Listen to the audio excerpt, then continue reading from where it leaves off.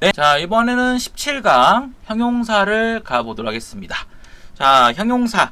자, 주어의 성질이나 상태를 나타내는 단어의 부류다. 이렇게 나와요.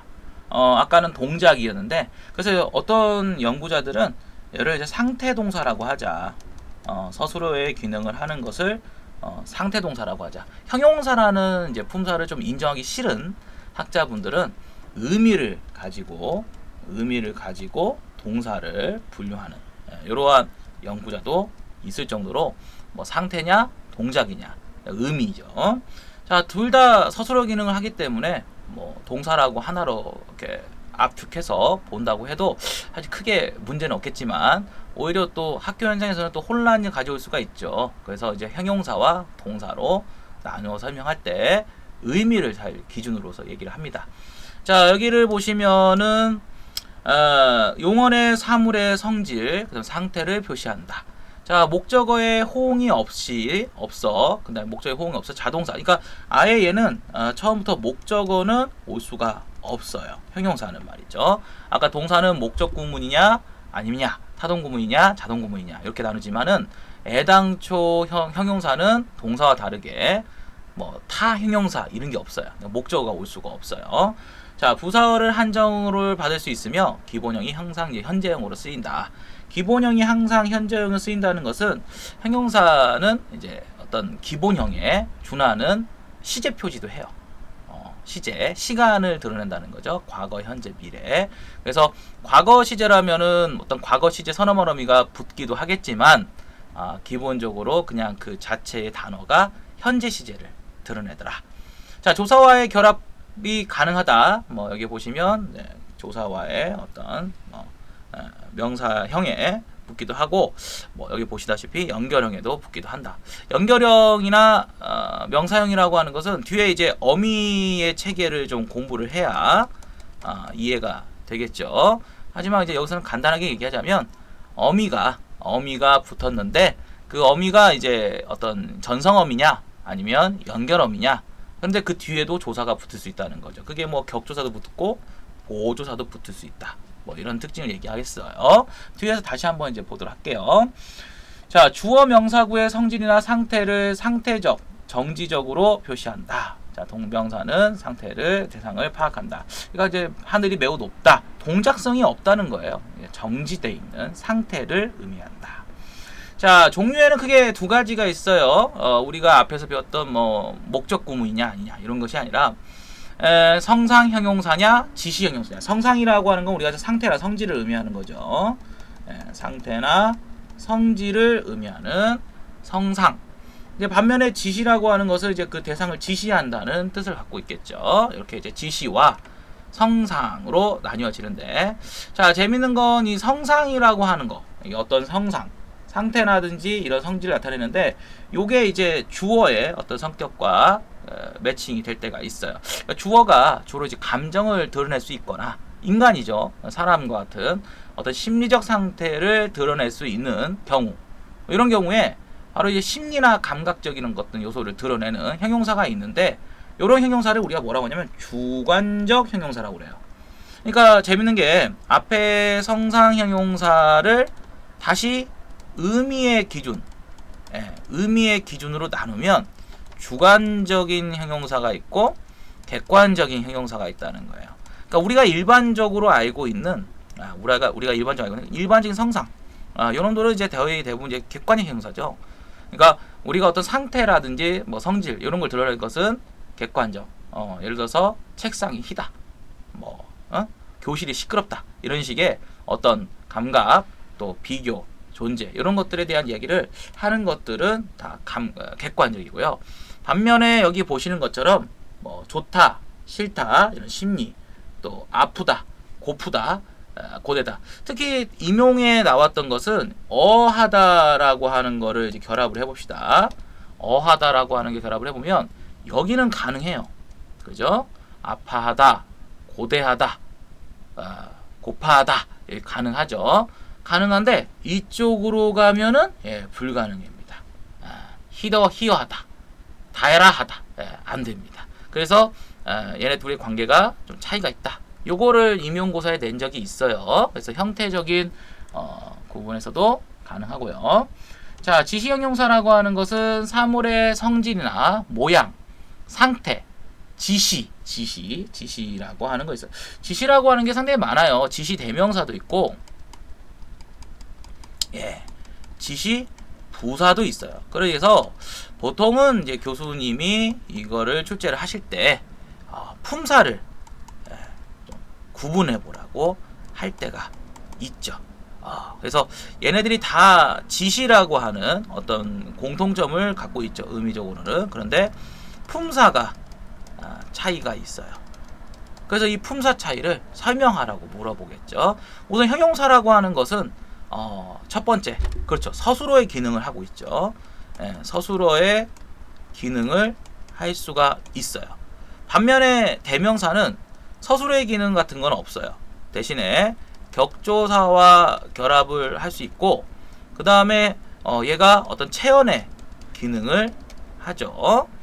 자, 부사라고 하는 놈은 그렇죠. 용언을 수식해준다. 기본적인 전제가 용언을 수식해준다는 특징을 갖고 있어요. 바로 이런 기본이라고 할 수 있는 품사의 어떤 성격을 구분해봐라. 이런 식의 가치를 두고 출제를 할 수는 있겠으나 지시가 매우 독립적이거나 독창적인 그런 의미를 갖고 있는 놈은 아닙니다. 그래서 보통은 이제 교수님들이 3개 지시 형용사를 가르칠 때는 항상 지시 대명사와 지시 부사를 같이 비교해서 그렇게 물어보는 경우가 있어요. 자, 여기를 보시면은 이러하다, 그러하다, 저러하다, 그렇죠? 아무러하다, 뭐 이렇게 나와 있는데, 또 여기에 이제 이렇게 해서 그 개가 결합되면 이렇게, 그렇게, 저렇게 또 이렇게 또 부사가 되기도 하죠. 그래서 뭐 개가 붙으면 또 부사가 되기도 합니다. 그 형태가 되게 유사한데 어떤 건 부사, 어떤 건 뭐 대명사, 어떤 건 뭐 형용사 이러니까 우리 선생님들이 어떤 문장에서 얘네들이 이제 어떤 품사에 해당되는가 이런 걸 탐구를 하라고 뭐 물어볼 수 있는 가능성이 없지는 않지만, 그렇다고 뭐 자주 출제를 하거나 또 엄청 중요하다 뭐 이런 것들은 아니죠. 그렇게 해서 이해를 해보시면 좋을 것 같아요. 그래서 여기도 보면은 나와 있네요. 여기 보면은 지시 대명사 또 인칭 대명사와 같이 화자와 청자의 축으로 이루어지며 형용사에 항상 앞선다. 성상 형용사가 그러니까 우리가 지시와 성상이 있다. 이렇게 이제 얘기를 해보면 얘가 이제 갖고 있는 성격에서 어떤 뭐 대상이라 합시다. 대상과의 관계에서 성상이 훨씬 더 가까워요. 그러니까 성상.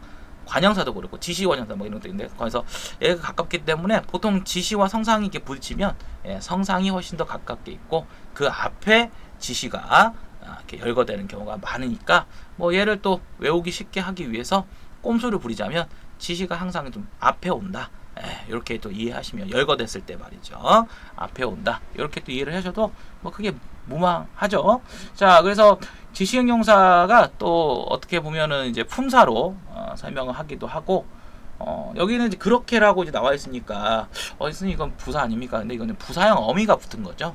부사형 어미. 그러니까 문장에서는 부사어의 기능을 하고 있다고 할 수 있겠지만 품사가 뭐냐? 단어 자체가 뭐라고 봐야 될까? 이러면 또 이게 어떤 형용사로 처리할 수가 있어요. 그러하다. 그래서 이것도 좀 논란이 있긴 해요. 이미 굳어진 걸로 봐야 될 것인가, 아니면 아직까지도 걔가 이제 서술의 기능을 하는 것을 풀어서 이해를 해야 되는가. 뭐 학자들마다 좀 논란이 있을 수는 있겠으나 뭐 어쨌든 여기서는 기본적으로 덩어리를 굳어진 것보다는 원래 형용사야 이렇게 설명하는 논리를 가지고 있는 분의 서적에서 발췌를 해서 체계를 가르치고 있으니까 거기에 맞춰서 얘기하는 걸로 할게요. 하지만 이제 추세는 이렇게 이제 어떤 기본적인, 예를 들어서 이런 거 있죠. 예를 들어서 다르다에서 왔어. 그리고 우리가 이제 이러한 관형사형 어미가 붙는 거죠. 그러면은 결과적으로 다르 이렇게 해서 디퍼런트, 영어로는 디퍼런트라고 하는 어떤 의미를 갖게 되죠. 이러면 관형어의 기능을 하고 있어요. 관형어의 기능을 하고 있으나 자, 품사는 뭡니까? 다르다. 형용사예요. 자, 이렇게 이제 품사와 그 다음에 우리가 이제 성분, 문장의 성분, 문법 기능이라고 하는데 요게 이제 같지 않아요. 같지 않죠. 자, 그런데 예를 들어서 다르니 other, 뭐 이미 뭐 의미가 different가 아니라 other라는 뜻으로 갖고 있는 새로운 단어가 됐어. 새로운 의미를 가지게 됐어. 이러면 얘가 원래 여기서 온 건 맞지만 굳어진 걸로 봐요.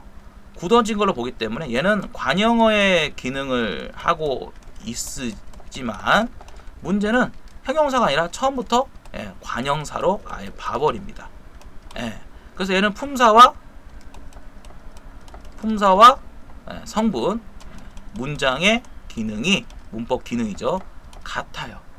재밌죠? 그래서 얘는 같고 얘는 달라요.